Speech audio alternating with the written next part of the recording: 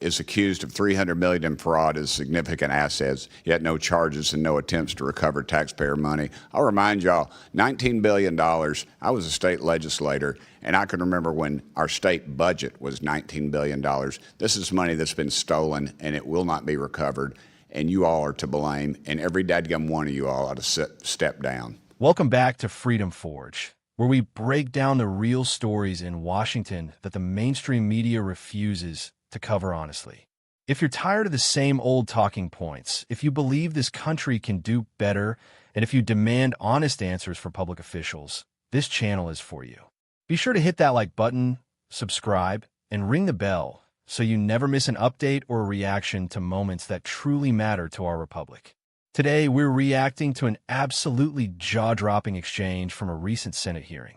If you haven't been following, this hearing was all about holding government officials accountable for their handling of massive fraud in federal programs, most notably the Feeding Our Future scandal out of Minnesota. Chair now recognizes Chairman Burchett from Tennessee. Say that with disrespect in your voice, Mr. Chairman. Governor, you mentioned that President Trump lost all 3 times. I believe that's an error, and that's a conspiracy theorist. I believe you spoke in error there, but no, he lost Minnesota all 3 times. Okay. I'm glad you corrected that. He doesn't agree with that. I don't care. Chair. We're good. Have you ever used taxpayer funds directly or indirectly to take action against individuals suspected of disclosing potential wrongdoing within a government entity? I have not. Well, almost 30 whistleblowers accuse you and your administration of retaliation. Would you say that's a conspiracy then? I can't speak to what they said. I can tell you it didn't happen. Okay. Are you aware of reports alleging state officials have engaged in retaliation against whistleblowers? No, I'm not. Not specifically, no. You're not aware of that when 30 have come forward? Okay. I am not. I believe these are okay. Internet. We have options. The OLA, we have independent folks that they can come to, and I encourage them. It's against the law in Minnesota. I have executive orders. It's against the law here, but it doesn't stop it. What actions have you taken to protect whistleblowers in your state, sir? And has anyone faced consequences for retaliation? If so, who? Well, in Minnesota, we have nonpartisan legislative auditor. We have zero tolerance. The Minnesota Whistleblower Protection Act prohibits retaliation. I signed executive order in 2025, added protections. The law explains and clarifies protections around what reports are protected and who can report issues. They're strong. When I was here, I was an advocate for the IGs, and I think that's well known in my 12 years here that we need them. Okay. Well, a whistleblower told our office that her supervisor at the Minnesota Department of Health and Human Services threatened to make her job difficult. And the supervisor that did that later received a promotion. Would that surprise you? And can you confirm if this account is accurate? No, I can't confirm it, and I don't make HR decisions. But when I'm being very clear about this, there's a zero tolerance for whistleblower retaliation in Minnesota. Can you, how can any agency combat fraud when retaliation goes unchecked? It makes it more difficult. That's why we don't allow it. Do you think that the fraudsters sent stolen funds to Somali terrorist groups? Pardon me? Do you think that any of the Somali folks that received funds sent any of that money to any of the stolen funds to Somali terrorist groups? There's been reports done and investigations done on this, and I don't believe there's any proof to support that. Okay. Mr. Attorney General, do you recall a December 2021 meeting with individuals connected to Feeding Our Future, during which you stated there will be cases that I want you to feel free to call me directly, and then I call up and what's the problem? And let me tell you, just letting the inquiry from AG is sometimes enough to make people knock it off. Congressman, yeah, I was at a meeting like that. Let me just say that I've reported on this numerous times. I've been in front of a committee in the Senate. I'm here today. I was in front of a state House committee. This is a widely discussed matter, and I've been fully transparent. But let me just be clear. These people were fraudsters, as everyone here agrees. They were liars. They lied to me. They lied to courts.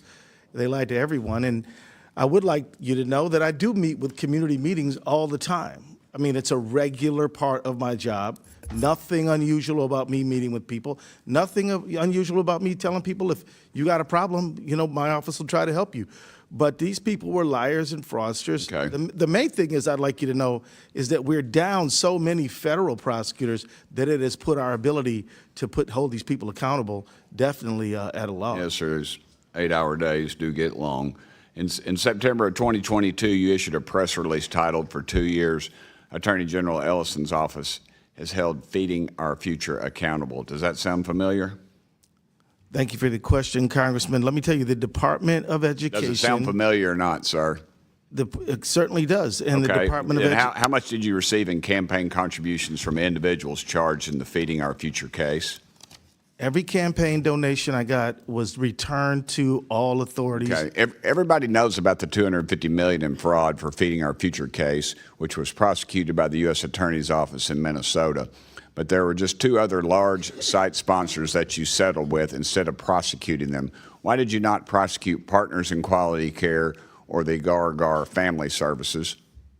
Because my office doesn't have jurisdiction to prosecute in those cases. Well, you allowed them to dissolve, but no one was prosecuted. And PIQC They still may be, Sir, Congressman. PIQC is accused of $300 million in fraud as significant assets, yet no charges and no attempts to recover taxpayer money. I'll remind y'all, $19 billion. I was a state legislator, and I can remember when our state budget was $19 billion. This is money that's been stolen, and it will not be recovered, and you all are to blame, and every dadgum one of you all ought to step down. Thank you, Mr. Chairman. Now, if you can believe it, we're talking about hundreds of millions of your taxpayer dollars being funneled to questionable actors, and yet somehow our so-called leaders want to act like there's nothing to see here. Not on my watch. We're going to walk through the hearing as Chairman Burchett from Tennessee really tries to get answers. And believe me, he deserves every ounce of frustration and disrespect in his tone. Because what we're dealing with here isn't just bureaucratic incompetence. It's a total failure of basic accountability and a fundamental disrespect for the Americans footing the bill. Let's get into it. First, you have the chairman calling out Minnesota Governor Walz, who, let's not forget, has a responsibility to keep his state's agencies honest about where the money is going. Right out the gate, there's a correction about President Trump's record in Minnesota. I mean, only in these rooms do the facts get twisted or misspoken, and we're supposed to just let it slide? It speaks to the broader issue, dodging accountability and brushing off any challenge to their authority. And then, the big question, have you ever used taxpayer funds directly or indirectly to take action against individuals suspected of disclosing potential wrongdoing within a government entity? The governor says he's never done that. But what does he say when confronted with nearly 30 whistleblowers coming forward, accusing his administration of retaliation? He dodges. He claims he can't speak to what they said. How many times have we watched officials wriggle out of tough questions by simply denying, deflecting, or claiming ignorance? If these were isolated, anonymous claims, maybe these denials would be more believable. But we're talking about nearly 30 people, and that means a pattern. That, Patriots, is a red flag. Next, there's the matter of the so-called protections for whistleblowers in Minnesota. The governor is quick to pat himself on the back for zero tolerance, for signing executive orders, for having the Minnesota Whistleblower Protection Act. But here's the thing.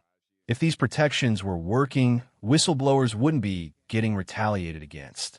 They'd have no reason to fear, no reason to come forward in droves with the same complaints. Laws and paperwork are worthless unless they're enforced. And you can't enforce something if you have no honest intention to do so. A particularly disturbing part of the hearing is when the chairman brings up a first-hand account. A whistleblower from the Minnesota Department of Health and Human Services who is threatened for speaking out, while the supervisor responsible goes on to get a promotion. Not a reprimand, not a dismissal, but a reward. The governor can't confirm it, says he's not in charge of HR. I mean, how many times do we have to hear that the buck stops nowhere in these Democrat administrations? Then there's the broader criminal element. The chairman presses the governor and Attorney General Ellison on whether stolen funds may have been sent to Somali terrorist groups. Both officials skirt the issue, saying there's no proof. But as we know from congressional testimony, investigative reporting, and court cases around the country, it only takes complacency and willful blindness for massive criminal conspiracies to thrive. And no, I'm not saying you go around making wild accusations, but to act like the government is always able to detect and stop every single act of fraud or illicit transfer is, frankly, dangerous and delusional. And what about Attorney General Ellison?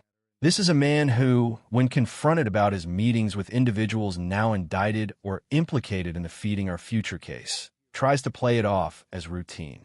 He admits he met with them, even offers that he told them to call me directly if there were issues. Then, conveniently, leans on the fact that, hey, I meet with a lot of people in the community.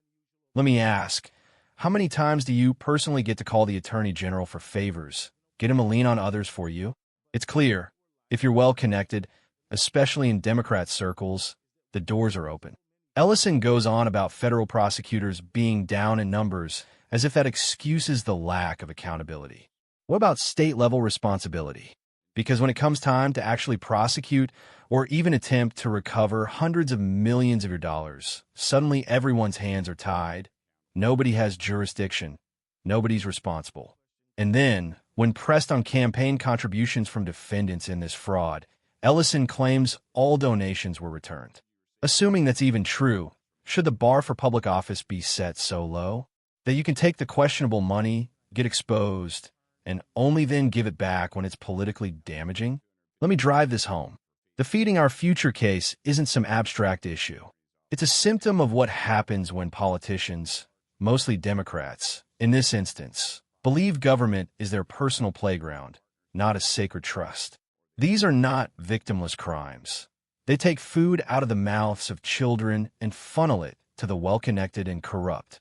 And when someone like the chairman finally demands real accountability, watch how quickly they grow defensive and evasive. That tells you everything you need to know. And the final kicker, when confronted about two other major fraudsters, partners in Quality Care and Gargar Family Services, the Attorney General claims he had no jurisdiction to prosecute. Let them dissolve, assets largely unrecovered, and not a single prosecution for crimes that dwarf what many Americans will earn a lifetime. Taxpayers, every single one of us who pays our bills and believes in the rule of law, we get left holding the bag. Enough is enough. These hearings matter because they rip the curtain back. They show you exactly why so many people have lost faith in government. And unless more Americans wake up, unless we not only demand answers, but demand change, this cycle of waste, fraud, and abuse will continue. If you agree, if you want to see more breakdowns like this, exposing the backroom deals and empty excuses, make sure you like this video and subscribe to Freedom Forge. Let's keep forging a path toward accountability, transparency, and real American values.